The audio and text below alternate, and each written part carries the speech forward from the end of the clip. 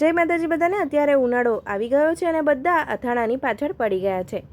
તો ક્યારેક એવું થાય છે કે અથાણું તો આપણે ઉનાળામાં સરસ એવું રહે છે, પણ ચોમાસું આવે ને એટલે ભેજના કારણે અથાણું બગડાઈ જવાનો ભય રહે છે। એને સરસ એવી ટિપ્સ લઈને આવી છું। મારો વિડીયો છેક સુધી જોજો। તો ચાલો વિડીયોની શરૂઆત કરી લઈએ।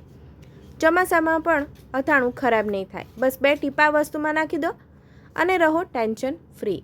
વરસાદની સિઝનમાં ઘરમાં રાખેલા અથાણાને લઈને સૌથી મોટી ચિંતા એ જ હોય છે કે તે ક્યાંક બગડી ન જાય કે તેમાં ફૂગ ન લાગી જાય, કારણ કે આપણે ઘણી બધી મહેનત અથાણાને બનાવવામાં કરી હોય છે। એટલા માટે આપણને ચિંતા થતી હોય છે ક્યાંક ચોમાસામાં ભેજને કારણે બગડી ન જાય અને ફૂગ ન લાગી જાય। ભેજ અને વારંવારની હવામાં અથાણું ઝડપથી ખરાબ થવા લાગે છે, પરંતુ જો કેટલાક નાના ઘરગથ્થુ ઉપાયો અપનાવીએ તો અથાણાને ઘણા મહિના સુધી સાચવવામાં અને સ્વાદિષ્ટ રાખવામાં આવી શકે છે। અથાણું બનાવવું જેટલું સરળ છે, તેને લાંબા સમય સુધી સાચવવું એટલું જ ધ્યાન માગે છે।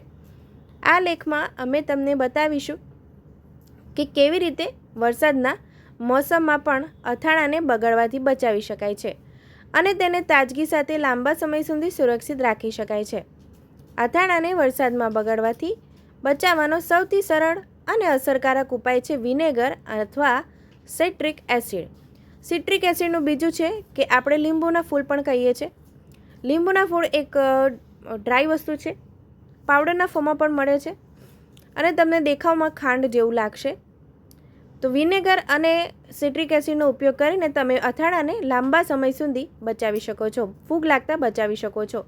અથાણામાં જ્યારે 2 થી 3 ટીપા સરકાની નાખી દેવામાં આવે છે, સરકા એટલે કે વિનેગર, તો તેનો pH લેવલ નીચે જતો રહે છે, જેના કારણે બેક્ટેરિયા અને ફૂગ પેદા થઈ શકતા નથી। સિટ્રિક એસિડ પણ આ જ રીતે કામ કરે છે। આ બંને વસ્તુ અથાણાને માત્ર સુરક્ષિત જ નથી રાખતી, પરંતુ તેના સ્વાદને પણ જાળવી રાખે છે। સિટ્રિક એસિડ એટલે કે લીંબુના ફૂલ બજારમાં પાવડર રૂપે સરળતાથી મળી જાય છે અને તેની થોડી જ માત્રા પૂરતી હોય છે। જો તમે વિનેગર નાખી રહ્યા હોય તો હંમેશા સફેદ વિનેગર અથવા એપલ સાઇડર વિનેગરનો ઉપયોગ કરો। તડકામાં સૂકવવું અને ભેજથી બચાવવું। અથાણા બનાવતી વખતે આ ખૂબ જ જરૂરી છે કે તમે તેના બધા મસાલા, મુખ્ય સામગ્રીને સારી રીતે તડકામાં સૂકવો। ખાસ કરીને વરસાદમાં પણ આ પડકારજનક હોઈ શકે છે, પરંતુ જો સારો તડકો મળી જાય તો 1 થી 2 દિવસ સૂકવવું ખૂબ જ જરૂરી છે। અથાણામાં જેટલી ઓછી ભેજ રહેશે તેટલો જ લાંબા સમય સુધી તમારું અથાણાને કંઈ જ નહીં થાય, બિલકુલ નહીં બગડે અને ભેજ પણ એમાં લાગશે ઓછો હશે અથવા તો બિલકુલ નહીં હોય તો તમારું લાંબા સમય સુધી અથાણું કંઈ નહીં થાય, ફૂગ પણ નહીં લાગે। જો તડકો નથી મળી રહ્યો તો તમે સામગ્રીને ઓવન અથવા તો માઇક્રોવેવમાં પણ થોડી વાર માટે સૂકવી શકો છો। કાચના વાસણ અને તેલની પરત। અથાણાને રાખવા માટે સૌથી સારું માધ્યમ છે કાચનો જાર। પ્લાસ્ટિક અથવા તો સ્ટીલના વાસણમાં અથાણું ઝડપથી બગડી શકે છે। જો તમે કાચનો જાર એટલે કે જે કાચનો બનેલો હોય છે એ જાર લઈ શકો છો, અથવા તો જે ચિનાઈ માટીનો જે બાર મળે છે એ પણ લઈ શકો છો। કાચનો જાર સાફ સુથરો અને સૂકો હોવો જોઈએ। અથાણું નાખ્યા પછી તેમાં સરસવના તેલની એક પરત જરૂર નાખો। જો તમને સરસવનું તેલ નથી ભાવતું તો તમે સિંગ તેલનું જ અથાણું બનાવજો, સિંગ તેલનું પણ એટલું જ સરસ લાગે છે। આ પરત અથાણાને હવા અને ભેજથી બચાવે છે અને બેક્ટેરિયાથી પણ સુરક્ષા આપે છે। દરેક વખતે અથાણું કાઢ્યા પછી આ તપાસો કે તેલની પરત બની છે કે નહીં।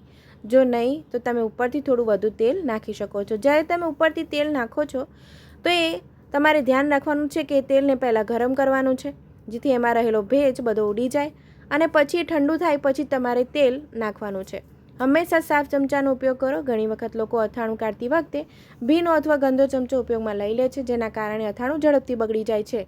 કોશિશ કરો કે અથાણું કાઢવા માટે હંમેશા સૂકો અને સાફ ચમચો જ ઉપયોગમાં લો। સાથે જ અથાણાનો જે જાર છે તેને સારી રીતે બંધ રાખો, જેથી તેમાં ભેજ અને હવા પ્રવેશ ન કરી શકે અને તમારું અથાણું સરસ એવું લાંબા સમય સુધી ટકી રહે। નિયમિત તપાસ આ રીતે કરો। દર અઠવાડિયે અથાણાના જારની તપાસ કરો। જો તેમાં થોડી પણ ફૂગ દેખાય તો તેને તરત જ કાઢી નાખો અને ઉપરથી તેલ નાખો। આ પ્રકારની નિયમિત તમે દેખરેખથી અથાણું લાંબા સમય સુધી સુરક્ષિત રહી શકે છે। તો મિત્રો, તમને મારો વિડીયો કેવો લાગ્યો? જો તમને મારો વિડીયો ગમે હોય તો લાઇક, શેર અને સબસ્ક્રાઈબ કરજો। તમારા મિત્રો અને ફેમિલી મેમ્બર્સ સુધી આ વિડીયો ચોક્કસ પહોંચાડશો, જેથી એમને પણ ઘણી બધી માહિતી મળી શકે। મિત્રો, મારો વિડીયો તમે કયા દેશમાંથી, કયા શહેરમાંથી જોઈ રહ્યા છો મને કમેન્ટમાં ચોક્કસ જણાવજો, જેથી મને પણ ખબર પડે મારો વિડીયો કઈ જગ્યાએથી જોવાઈ રહ્યો છે અને હું તમને થેન્ક યુ કહી શકું। મારો વિડીયો છેક સુધી તમે જોયો એના માટે ઘણો બધો આભાર મિત્રો। આવા જ બધા વિડીયો જોવા માટે તમે મારી ચેનલને સબસ્ક્રાઈબ કરજો. બાજુમાં આપેલા નોટિફિકેશન બેલ આઇકોનને પર ક્લિક કરી દો, જેથી જ્યારે પણ વિડીયો અપલોડ કરું ત્યારે પહેલો નોટિફિકેશન તમને મળી શકે. મારો વિડીયો છેક સુધી જોવા બદલ તમારો ખૂબ ખૂબ આભાર. આવજો.